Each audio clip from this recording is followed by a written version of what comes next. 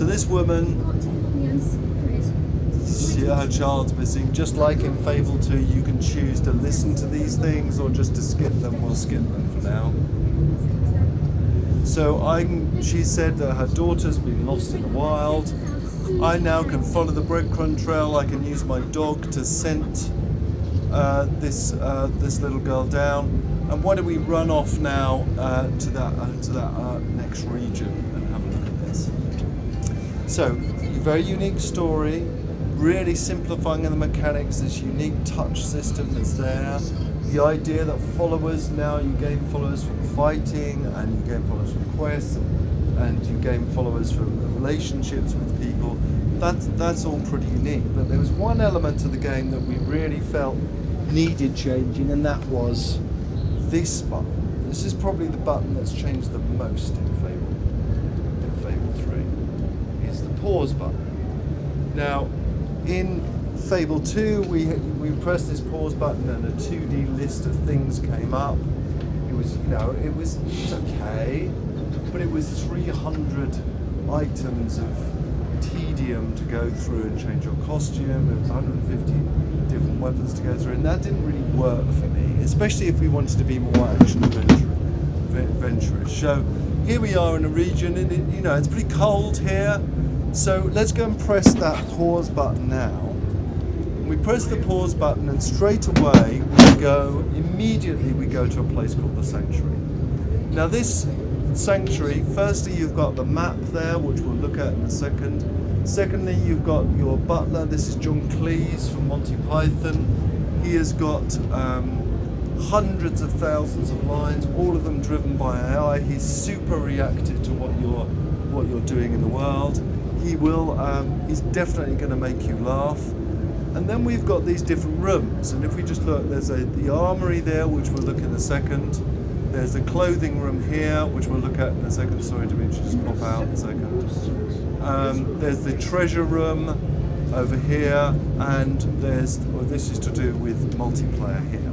So let's just go in the clothing room. And our ambition was, can we have a system which, in here, this is all the clothes that you found in the world. There's hundreds and hundreds of different clothing options in the world, and your butler has laid out the most appropriate clothes on these plinths. I can accept his choice and just change all my clothes very quickly, or I can customize these much further. I can swap and change out the trousers. I can go and tint these trousers, and your butler is there all the time to sort of comment on that sort of stuff. So, that's what I like. So that's the clothing stuff.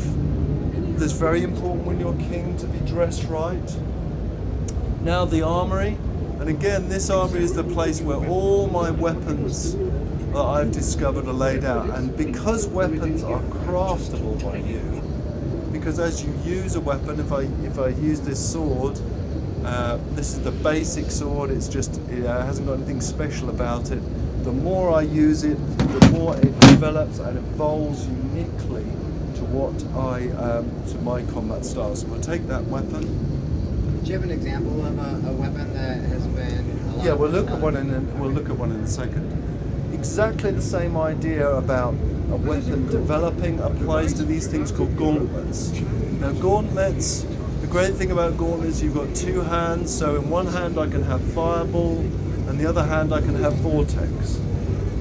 Because these gauntlets will continue to morph and change uniquely depending on how I use them, I can have a level 1 fireball on this hand, a level 5 vortex on that hand.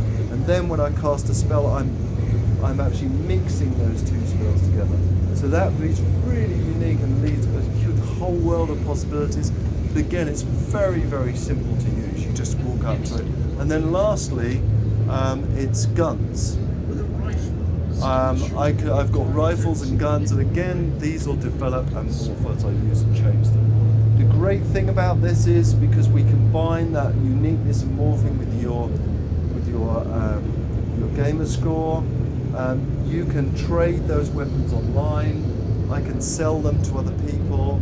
They can continue to change by other people, and then I can even buy them back. You can gift them to other co-op players. And then the last thing in here is the map. The map is very much, this is your kingdom. Now, if we have a look, this is Albion here. Across the sea is this place called Aurora, which we'll be looking at. We can look at in more detail. This is another whole continent to explore. In this map, I can pop into, this is where we were, yeah, this is the town where we were. I can buy any house, I can go down and teleport to any quest. This is actually still the living world of Brightwell here. So that has changed a lot. What that means is that people who never changed their clothes, never changed their weapons, didn't really have an idea of what Albion is.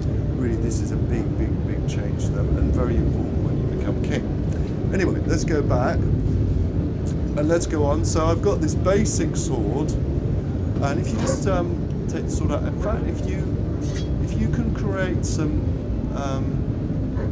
hops, can you do that?